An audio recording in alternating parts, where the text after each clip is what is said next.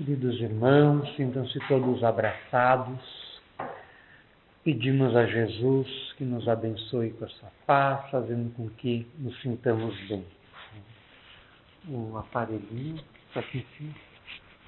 Outubro é um mês muito importante no calendário espírita, porque é o mês, como todos sabemos, que comemoramos o nascimento de Allan Kardec, o codificador da doutrina espírita. Ele nasceu em 13 de outubro de 1804, na cidade de Lyon, na França, e veio para a Terra, sabidamente, desempenhar uma missão muito importante, que era auxiliar no processo de inauguração de uma nova era para a humanidade. Uma nova era espiritual, marcado pela difusão dos ensinamentos espirituais.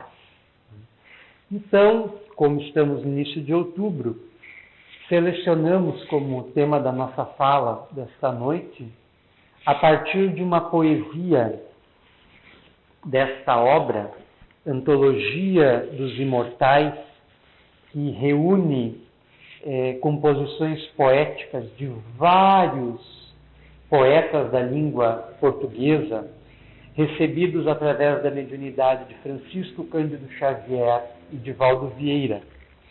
E nós selecionamos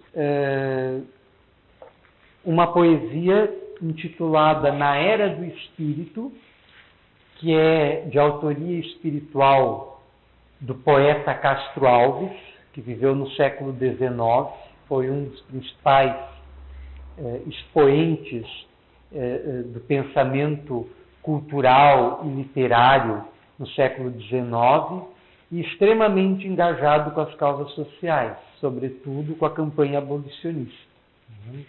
Ele se imortalizou com as obras Navio Negreiro e Espumas Flutuantes, nas quais se verifica essa preocupação com o homem, com a sua situação na Terra, com as desigualdades sociais, etc.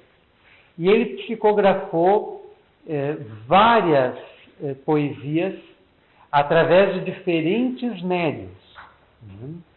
E esta que nós destacamos, então, como já dissemos, foi psicografada por Valdo Vieira, e quem conhece a obra dele enquanto encarnado e confronta com a obra dele após desencarnado, através de médiuns com uma faculdade bastante acentuada, que não oferece muito ruído, não oferece muita dificuldade para o espírito comunicar o seu pensamento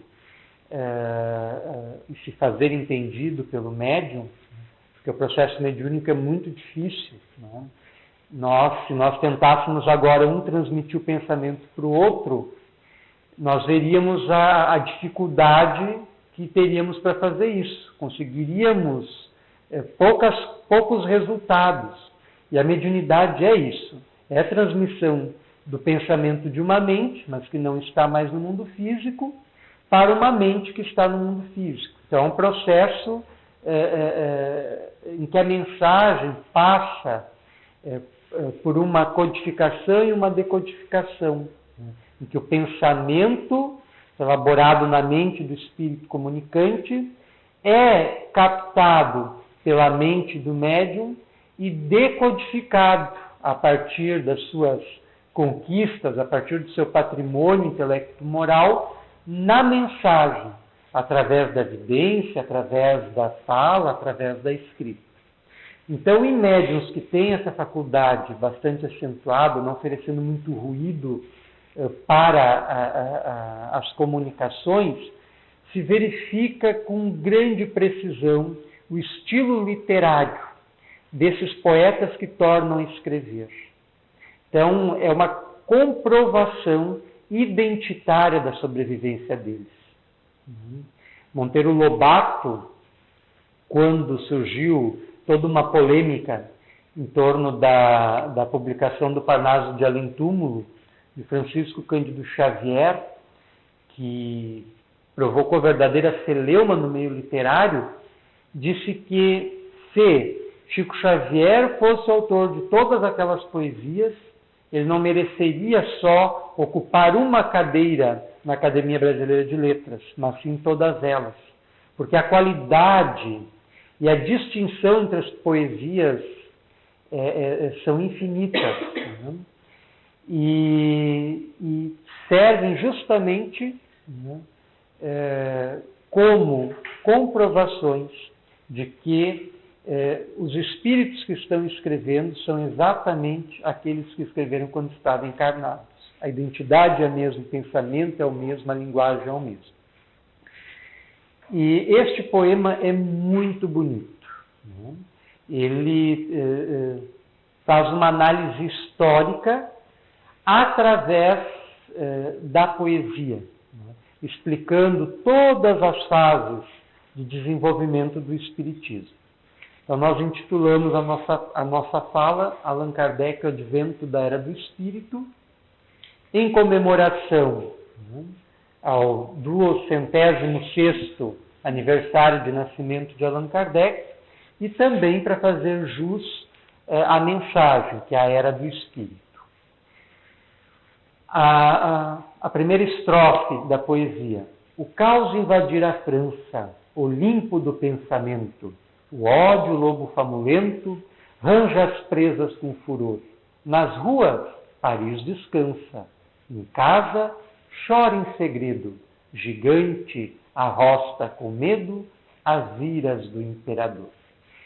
Nessa estrofe inicial, o Espírito está caracterizando a situação da França pré-revolucionária, na transição do século XVIII para o século XIX.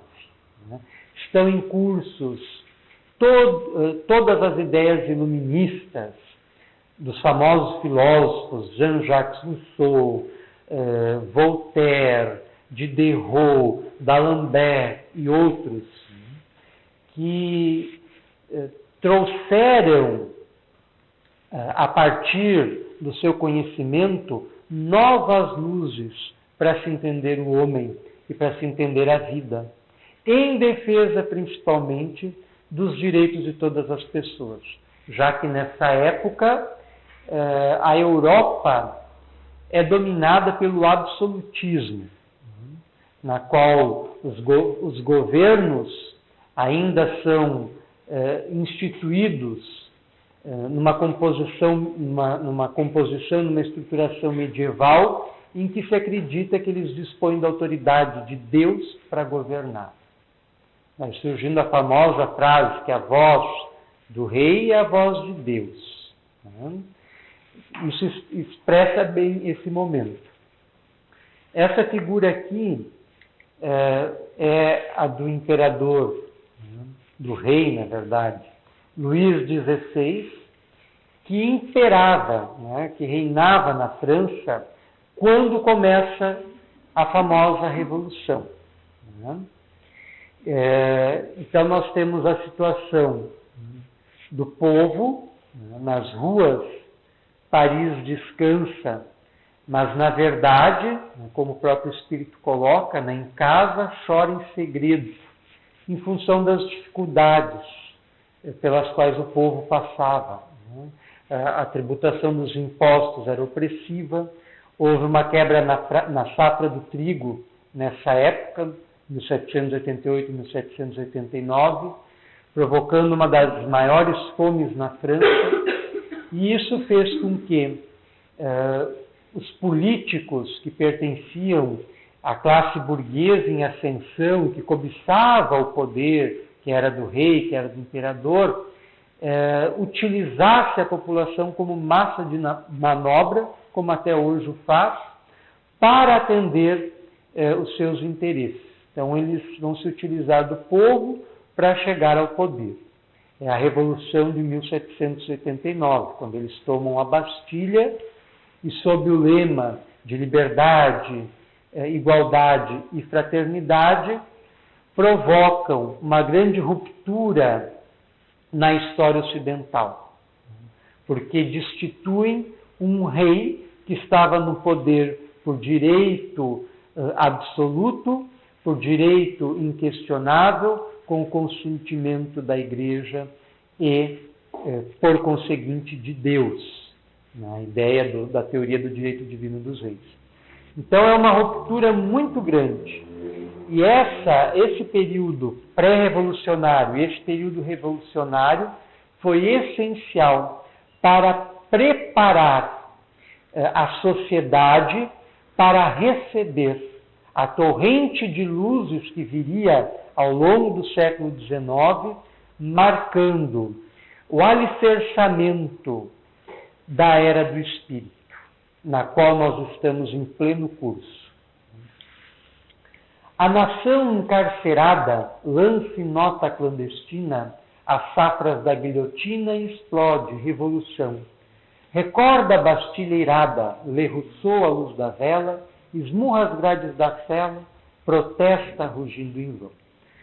Nessa imagem ao lado, nós temos uma fortaleza que servia de prisão, chamada Bastilha. E o povo, instigado pela burguesia, se apossa dessa fortaleza, que servia na época de depósito de armamentos. E isso teve um impacto no imaginário muito forte, porque ela era vista como um bastião, como um símbolo do poder instituído. E o povo tomando aquilo provoca um efeito no imaginário bastante drástico, que vai ser aproveitado no curso posterior que a Revolução vai tomar. Por isso, Castro Alves faz referência à Revolução Francesa, apontando a Bastilha, como sendo o levante do povo contra o poder do déspota, o poder mantido injustamente pelo rei, porque viviam em grandes regalias, no luxo, no fausto, enquanto a maior parte da população estava na extrema miséria, mais de 80% da população. E o impacto, a gente tem que avaliar a importância das pessoas, historicamente falando, e a importância dos acontecimentos históricos pelos efeitos que eles deixam ao longo do tempo. E a Revolução Francesa é um desses fatos de importância inquestionável, porque os seus efeitos repercutiram no mundo inteiro, inclusive aqui no Brasil, na mesma época, influenciando, através das ideias iluministas, que são anteriores à Revolução, influenciando toda a elite cultural brasileira, que havia sido formada na Europa e que leram os filósofos iluministas, na tentativa de estabelecer mudanças sociais e políticas no nosso país, como a Inconfidência Mineira, aqui o movimento Farroupilha, em outro contexto, entre 1835 e 1845, mas todos influenciados por estas ideias que vinham vindo. E se nós lermos o Livro dos Espíritos, por exemplo, e lermos os pensadores iluministas, nós vamos encontrar inúmeros paralelos. Daí a história e a filosofia são de extrema importância para compreendermos o pensamento espírita, porque há uma conexão em tudo. Allan Kardec, na Gênese, no primeiro capítulo, intitulado Caracteres da Revelação Espírita, quem não leu este capítulo, leia-o, que ali se assentam as bases epistemológicas da doutrina espírita. Está claro ali como se estrutura, como surge, como se fundamenta o espiritismo. E ali Allan Kardec escreve, não recordamos precisamente o item, mas escreve que nada acontece antes do tempo. Assim foi com o espiritismo. Se ele tivesse surgido antes do tempo em que surgiu, ele teria sido obra abortada, como tudo que nasce antes do seu tempo. Então o Espiritismo surge no momento certo, mas é consequência de todo um processo evolucionário, cuja confluência é justamente a segunda metade do século XIX. Então, Bezerra de Menezes, através do Divaldo Pereira Franco, explicitou muito bem o Livro dos Espíritos ao apresentá-lo como sendo uma das principais sínteses do conhecimento humano. Porque ali nós vemos espelhado, não diretamente, não nominadamente, mas nós vemos espelhadas toda a evolução do pensamento humano no jogo de perguntas e respostas que configuram o Livro dos Espíritos. Então, a Revolução Francesa tem a sua importância avaliada pelos efeitos que gerou. O mesmo se pode dizer de Kardec e do Espiritismo.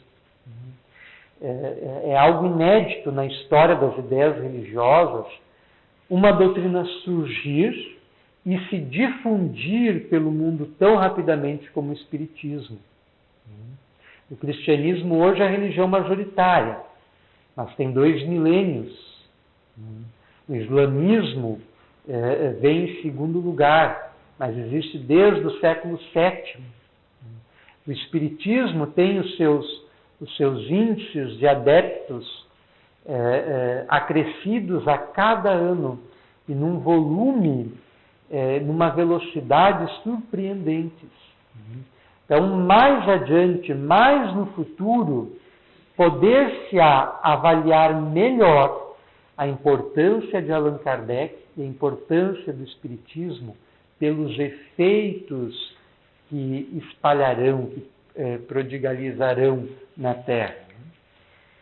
A crença herdada do Cristo cair em sorvedouro, turbilhão de pompa e ouro, dobrada ao tacão dos reis. Em tormento jamais visto, nos frios templos, o povo exorava aos céus de novo, novos rumos, novas leis. O pensamento religioso do século XIX, no Ocidente, vivencia uma profunda crise. Como se Deus estivesse se ausentando da teologia, como se Jesus estivesse se afastando do cristianismo, como se fosse possível. Tamanha era a crise espiritual que tomou conta do mundo no século XIX. A Igreja Católica no Ocidente era, como ainda é, majoritária. Na época em que a Revolução Francesa avança, quando Napoleão Bonaparte ascende ao poder, pontificava Pio VII. Mas ali nós já vemos uma rivalidade entre o poder temporal e o poder espiritual. Louis David, quando vai pintar a coroação do imperador Napoleão Bonaparte, mostra ele com a coroa na mão. Como era costume antes, na Idade Média e até o século XVIII, era o Papa colocar a coroa, símbolo do poder temporal, sobre a cabeça do imperador, como sendo que o Papa, a autoridade religiosa, estava concedendo o poder temporal, que está subordinado ao poder espiritual, e é o Papa que está transmitindo, está fazendo essa concessão ao imperador. E Louis David, na coroação de Napoleão Bonaparte, registra muito bem, tal qual ela ocorreu, que Napoleão pega a coroa das mãos do Papa e coloca sobre a sua própria cabeça. Então ele não está recebendo o poder do Papa, nem de ninguém. Ele está se autoproclamando. Eu sou imperador. Daí já surge a configuração do homem moderno, que é o homem independente, o homem autônomo, o homem que constrói o seu próprio destino. Porque imagina uma figura apagada, nascida na Córcega, Napoleão Bonaparte, um soldado, depois general, ascender à condição de imperador. Era algo novo na história contemporânea. Na época de Kardec e na época em que se estruturou a codificação espírita, pontificou Pio IX, que é este da imagem. Né? Ele pontificou durante 31 anos, né? Me parece que de 1843 até 1878. Então, ele estava na condição de Papa enquanto a doutrina espírita estava sendo codificada. E foram baixados, né, vários decretos contra o espiritismo e o avanço das ideias espíritas sob o pontificado dele. E nessa época, já no período posterior a Allan Kardec, ele decreta o dogma da infalibilidade papal. Foi este Papa aqui, né? E o IX. Né? Isto é, em matéria de fé, o Papa é infalível, porque nos dogmas católicos o Papa recebe a orientação direta do Espírito Santo, né? Na concepção católica. Então, ele decreta esse dogma. E Emmanuel, na obra Caminho da Luz, ele faz uma análise primorosa da evolução do catolicismo, apontando como o ponto alto da decadência do catolicismo justamente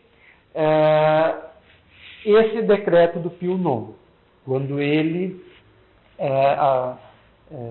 estabelece, né, que o Papa é infalível em matéria de fé. Né? A ciência clava forte contra as cadeias medievas, partia os grilhões das trevas em sarcástico festim, a exprobrar de sua norte por tirana revoltada, dominemos Deus é nada, a morte o portal do fim. Sem sombra de dúvidas, o século XIX é o século da ciência por excelência.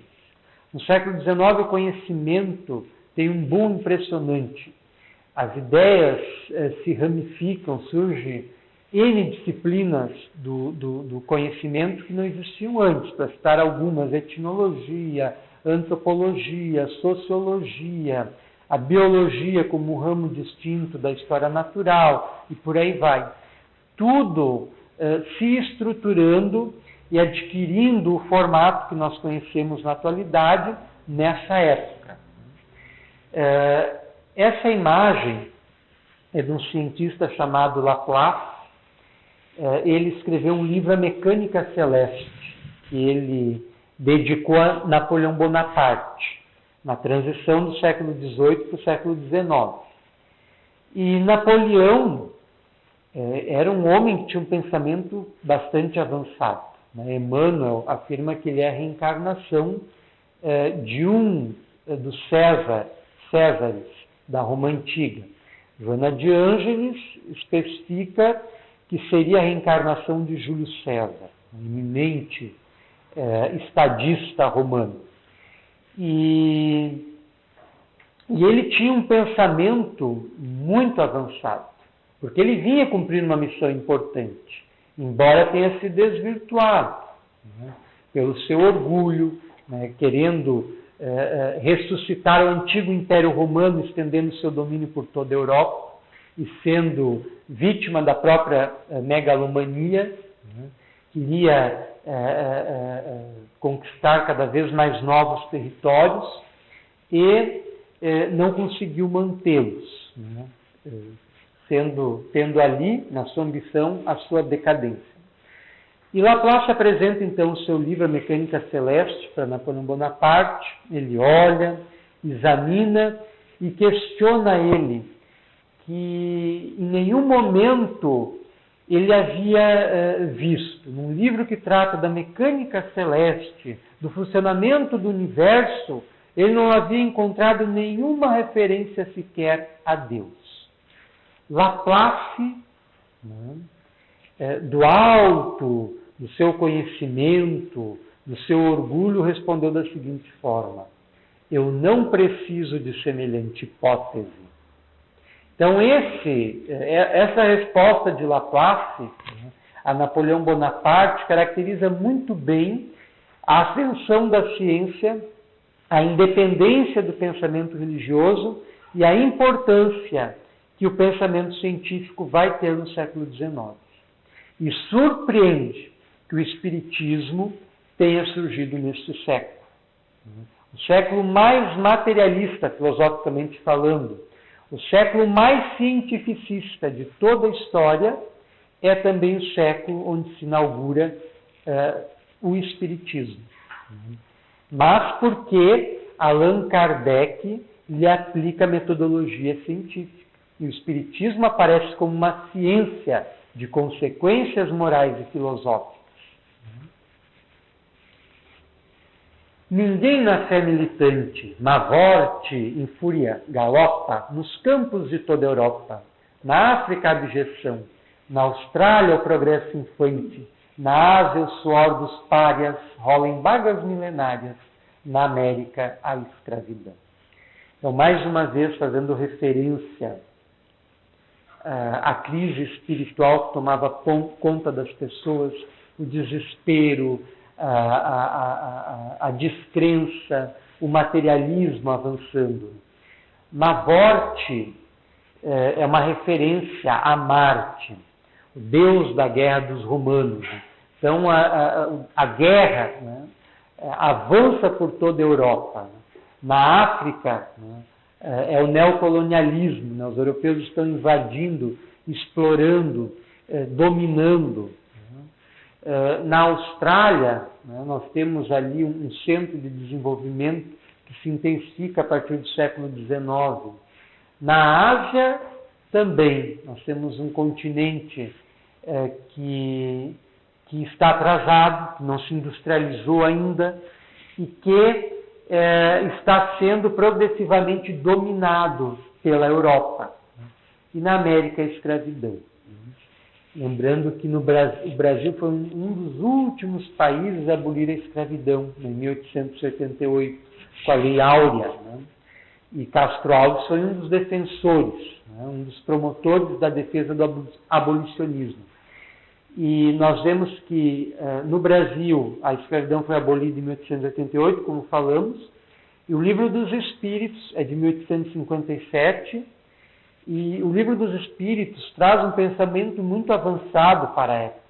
E existe, inclusive, lá na parte terceira das leis morais, questões sobre a escravidão abordada por Kardec no seu colóquio com os espíritos, nos quais os espíritos criticam, né, atacam essa prática humana como sendo atrasada, não condizente mais com os novos tempos.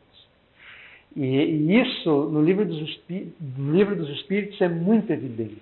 Nós temos ali a antecipação de muitas conquistas que se deram depois, inclusive científicas. Né? Ali já está posto uma ideia da evolução antes da teoria de Darwin, que é de 1859, né, de 2 anos depois.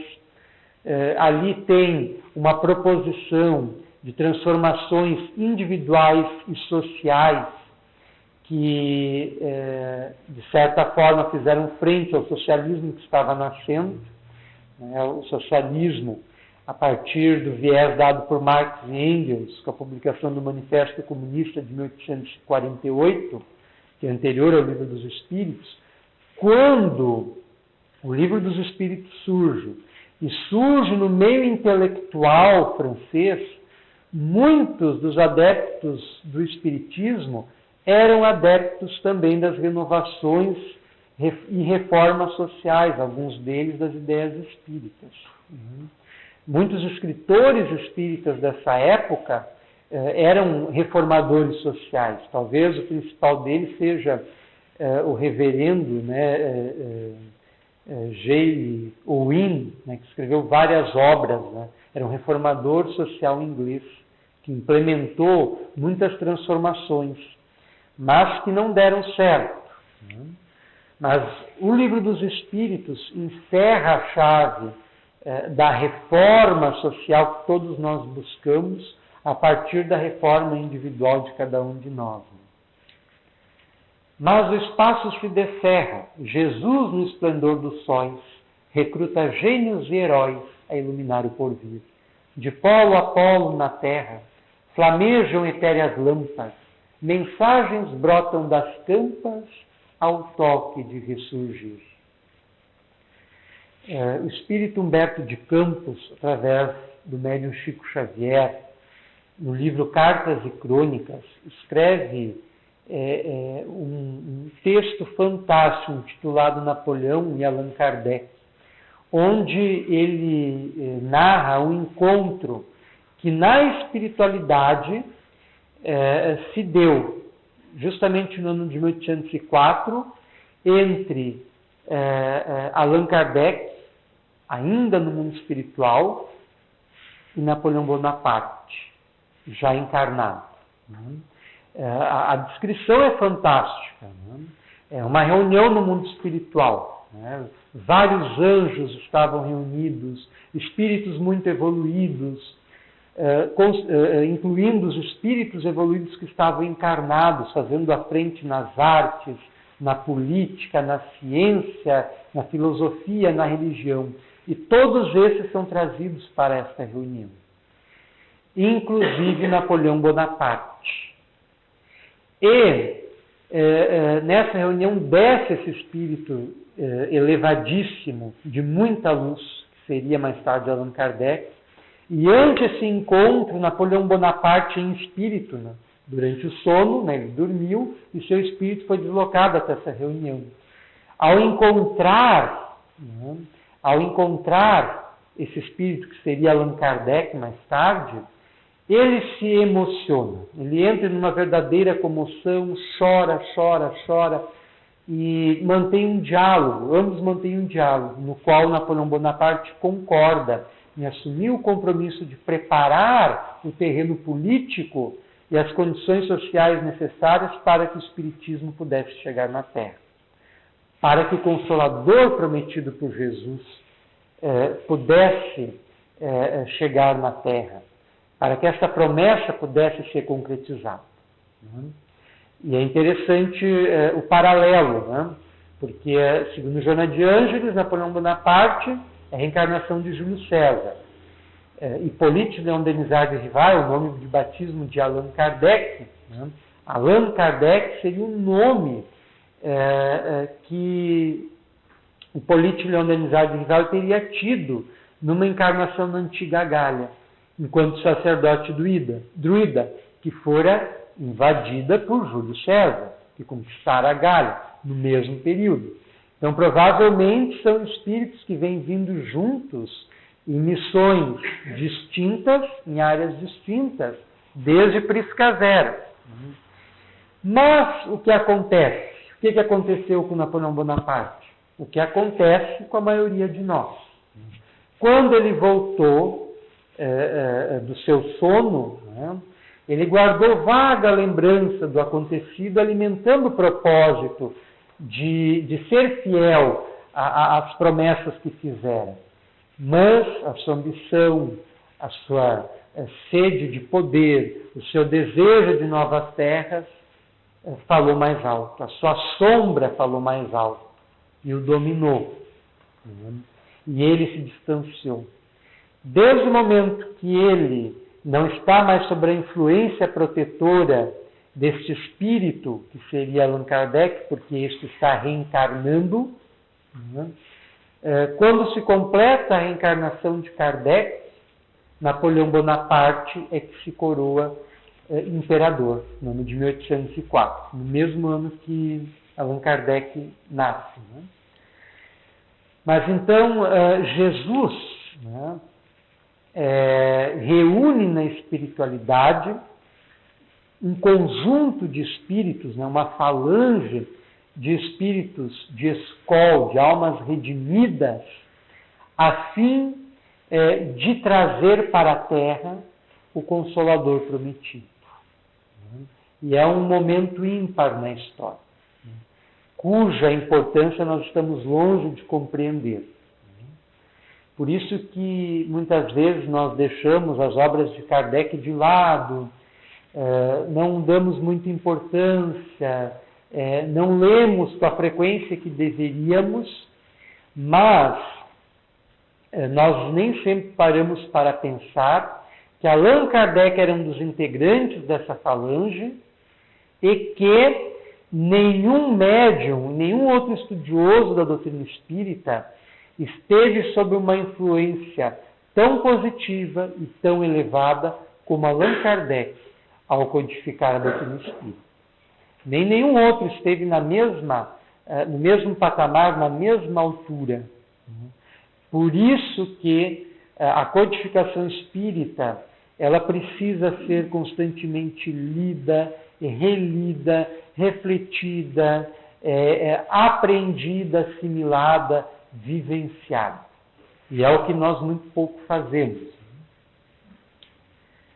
Aos clarões da imensidade, Kardec chega e inaugura a doutrina viva e pura da razão à luz do bem. O Espírito de verdade semeia a divina messe. O Evangelho reaparece nas vozes do grande além. Então, o Espírito Castro Alves dá um fechamento muito interessante à sua poesia, enfocando o Espiritismo como sendo a revivescência do cristianismo. O Espiritismo é Jesus de novo, à luz dos novos tempos. É um Jesus afastado do dogmatismo, afastado do fanatismo, afastado das incompreensões. É um Jesus que é um homem como qualquer um de nós, não distante à hierarquia espiritual que pertencia, mas que vivenciou na Terra tudo aquilo que nós vivenciamos, as dificuldades, as dores, os sofrimentos, os dramas, os desafios, os ataques, as provações, os obstáculos. A tudo isso ele esteve sujeito, como qualquer um de nós está. E ele soube responder superiormente às condições negativas do ambiente em que ele estava vivendo, traçando com sacrifício e elevação a mensagem imorredora do seu Evangelho, que está destinada a ser a carta de independência espiritual do ser humano. Porque se o século XIX, século XVIII, século XIX são marcados pelas independências políticas, sociais, econômicas, o século XX e o século XXI, por certo, serão caracterizados pela nossa independência espiritual. E o Evangelho de Jesus terá uma missão central nesse processo, porque ali está espelhada as leis divinas que são válidas na Terra ou em qualquer lugar do universo, de uma forma poética, de uma forma sublime, de uma forma indescritível. O Espiritismo apenas oferece a chave para a compreensão da realidade espiritual, adotando a proposta evangélica, adotando os ensinos morais de Jesus. No Livro dos Espíritos, lá na última parte, que trata da conclusão, são 9 itens. No item 8º, Allan Kardec responde a uma interrogação que era feita no seu tempo. Qual a utilidade da doutrina dos espíritos se não defendem, se não trazem uma moral diferente da trazida por Jesus, da que consta no seu Evangelho? E aí Allan Kardec rebate esse questionamento com um argumento firme, sólido. Né? Ele afirma que esse raciocínio assimilava-se ao raciocínio do califa Omar, que diante da fantástica biblioteca de Alexandria, mandou incendiá-la, porque ele disse: se nesta biblioteca não existe nada que complemente ou que não esteja no Alcorão, ela é desnecessária, não precisamos dela. Mas se existe nessa biblioteca papiros, textos que contrariam o que está escrito no Alcorão, então ela é nociva, ela é prejudicial e de qualquer forma merece ser queimada. E incendeia a biblioteca de Alexandria. E ali nós temos milhares de informações, de dados, de conhecimentos que se perderam para sempre, do ponto de vista histórico. Então, Allan Kardec diz que a validade do Espiritismo está justamente na facilidade que a doutrina apresenta para compreendermos os ensinos evangélicos e aplicá-los no contexto da nossa existência, nos transformando interiormente e desta forma transformando socialmente o mundo. E é a nossa missão, é a missão de cada um. Falam tumbas, dançam mesas, nascem livros, surgem almas, luzem preces, chovem palmas, hosanas aqui e ali, consciências dantes presas, rompem torva cidadela, pastor guiando a prostela, Jesus conclama, servi. Então, nos primeiros versos dessa estrofe, Castro Alves fazendo alusão às manifestações espíritas, às mesas girantes que deram origem ao espiritismo. Ante a ribalta terrestre, o direito renovado, deixa ao tropel do passado distinções de raça e cor. Em triunfo, volve o mestre e acende na mente humana, desde o palácio a choupana, o facho do eterno amor. O mundo voga no misto de infortúnio e de esperança, pranteia, sorrir e avança nas bênçãos do excelso Pai. Kardec reflete o Cristo, desfralda em bandeira à frente, o convite permanente, espíritas, trabalhai. Então, eis a nossa missão, a nossa transformação pessoal, para que a mesma se reflita no mundo. Se reflita principalmente no seio da nossa família, tão carente de assistência, de orientação, de solidez, de amor, de virtudes espírita cristãs. Então nós precisamos urgentemente nos apropriarmos do conhecimento espírita para melhorarmos a nossa vida e a vida dos nossos. Nós agradecemos a atenção de todos. Segue aí a referência, nós já havíamos apresentado. É um livro fantástico, Antologia dos Imortais. Ele vem na esteira do Parnaso de Além Túmulos, Poetas Redivivos e por aí vai. E tem poesias magistrais, belíssimas, vale a pena serem conhecidas. Então agradecemos a atenção de todos e rogamos que Jesus siga nos abençoando cada vez mais para que possamos vencer na vida e sermos felizes.